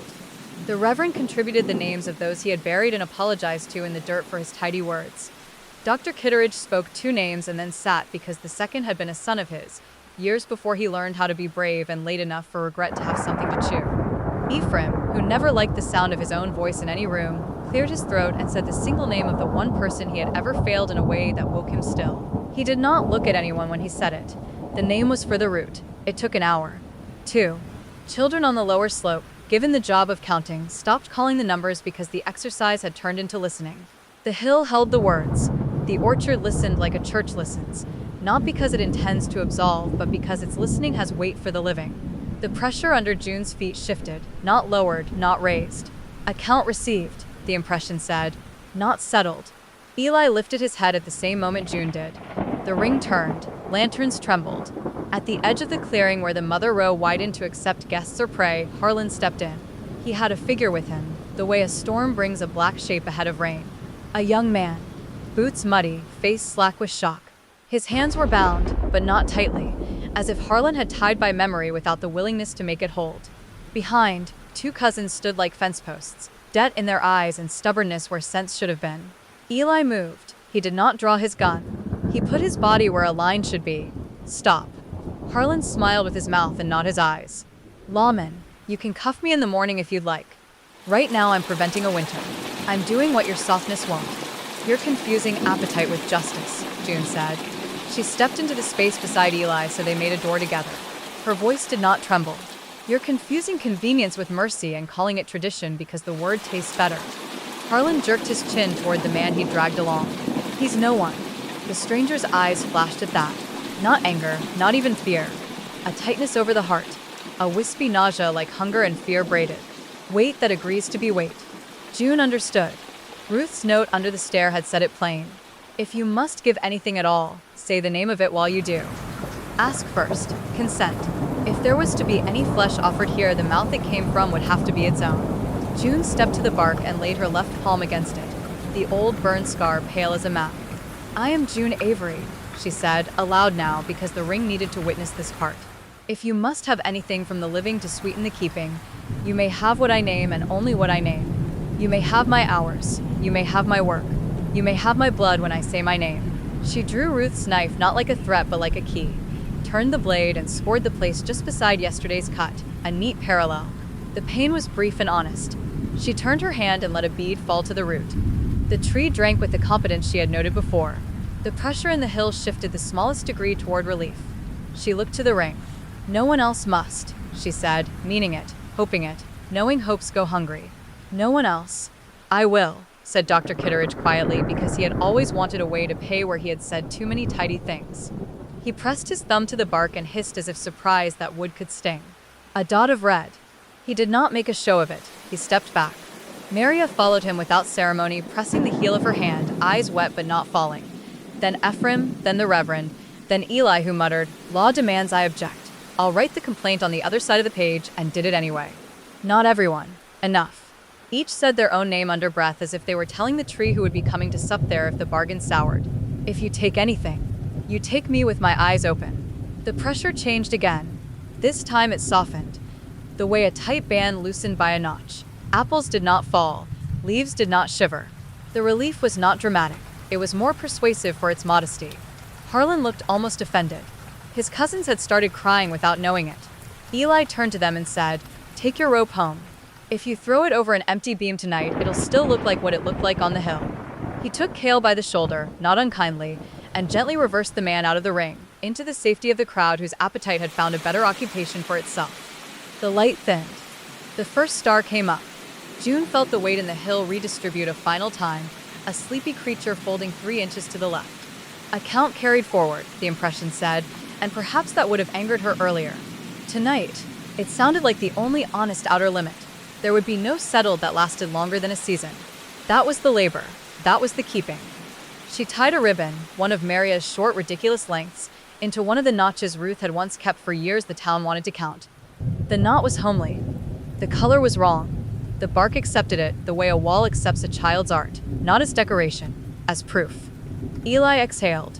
"All right," he said, not to the tree, not to the town, to the small, stubborn thing in the middle of his chest that had been clenched since before last night. He looked at June. "We'll put Harlan in the lockup until he decides he's a citizen again. I'll bring you coffee in the morning." "Bring me a blank page," June said, surprising herself. "I think the ledger needs a second column that isn't laid." Ruth kept one under the stair. "It's time the public book learned that word." "Which one?" Eli asked. "Stood." He nodded, and the word looked good in his mouth. They broke the ring slowly, the way you leave a hospital room where someone is finally sleeping. People spoke less, touched more. Children's shoulders were squeezed. The kettle made a friendly hollow sound when Maria thumped it empty. Ephraim waited with June until the last lantern slid into the dark and then said, "Do you think we've changed it?" "No," June said, and his face fell a little until she added, "But I think we've changed us. And we count here too." They went down the hill. The mother tree remained where it had always been, doing what it had always done. In the cradle where June had planted them, the soil showed the slightest heave, a breath the size of a coin. She did not tell anyone. She let the hill keep a secret that, for once, did not ask a body to pay to keep it. Epilogue. The keeping winter arrived with its own arithmetic. Frost drew careful diagrams on the kitchen window. The orchard went quiet in the decent way fruit places do. All their labor dragged underground to the unphotographable rooms. People got sick because winter and people always have their say. More soup was made because Mara and her girls could not help themselves. Less panic buzzed in the walls because the hill had taught the town the texture of its appetite and the texture of their answer. Harlan's cousins left for a cousin's couch in the next county. Harlan himself spent a week in Eli's lockup, spun a story about misunderstanding, and then let his wife box his ears in front of the feed store without arguing. He went to church 3 Sundays in a row, and then, relieved of the duty to perform, went back to mending fences and pretending rope was only for hay bales. Eli did not forgive him in any dramatic fashion. He simply stopped watching him from the corner of his eye. That is another kind of forgiveness, the most valuable. Ben Kitteridge outgrew the cough like a snake outgrows a skin. He carried a small scar on his chin from where he tripped on the lower slope a month later. He pointed it out to anyone who would listen as the place where the hill kissed him back. The Reverend began to sing at bedside instead of reciting tidy endings. Dr. Kitteridge learned not to open his bag sometimes as an act of respect and, occasionally, as a cure. The Ledger received its new column after the council meeting in January, a long evening that ended, as so many had begun to, in the kitchen, with the pie cooling and the town's voices leaking through the walls. June wrote stood in her grandmother's hand as best she could fake it, and did not apologize when her own letters made themselves known halfway down the line.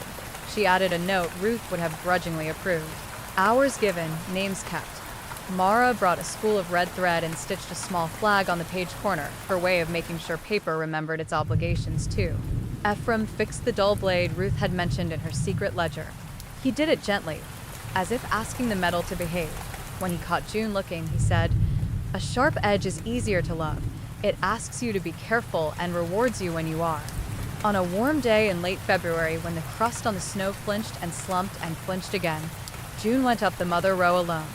She knelt where she had planted the seeds and brushed away the damp. 2 shoots had lifted, nearly the color of old bruise, leaves small as fingernails, veined like delicate blueprints. She could not tell whether to be happy or wary. She chose both and let them live alongside each other like two old women sharing a table and not speaking. She set a ribbon in the lowest notch, uncolored, unassuming, a string stolen from a flour sack, and tied it with a knot you'd use to fasten a child's mitten. "You don't get to make this year a rule," she told the tree. "You get to make it a year." The bark did not warm, the ground did not shiver. The mother's shadow fell where it fell. That was enough blessing. That night, she sat at the kitchen table with the ledger and Ruth's knife and the star tin and the ordinary miracle of bread cooling on the rack. She wrote letters to no one and everyone, to the boy in the jail whose name she did not know and would never learn, to the woman on the county road with the red scarf, to the man who told the truth once. To Ruth, "I stood first." To the orchard, "You will not make us mean." To the town, "We will keep each other." Outside, the orchard breathed. Not hunger, not holiness, the steady respiratory of a system that had been taught, for this season, that time and names weigh enough to bend a needle. In bed, June lifted her palm and traced the thin, pale lines there, old burn, newer cuts, lifetimes of kitchens written on a hand. She thought of the word steward and how it had looked like a bit in her mouth at first and now, some nights, felt like a psalm, not because it promised anything, but because it ordered her breath. Spring would ask again, summer would tempt, autumn would weigh, winter would demand payment in a different currency. The bargain would not disappear, it would be remade each time with the same words and new hands. When sleep came, it came without the old scream. It came with the quiet scuff of small roots in wet soil, shifting, making room, practicing a future in which fruit could be sweetened by hours and the saying of names, and a town could walk uphill every year knowing the cost and choosing it anyway. At dawn, a single apple, last year's holdout, mummied and dignified, let go of its stem and fell with a soft agreeing thud. June heard it in her dreams and turned, the way a body turns when the weight it carries is finally distributed the way it can be born.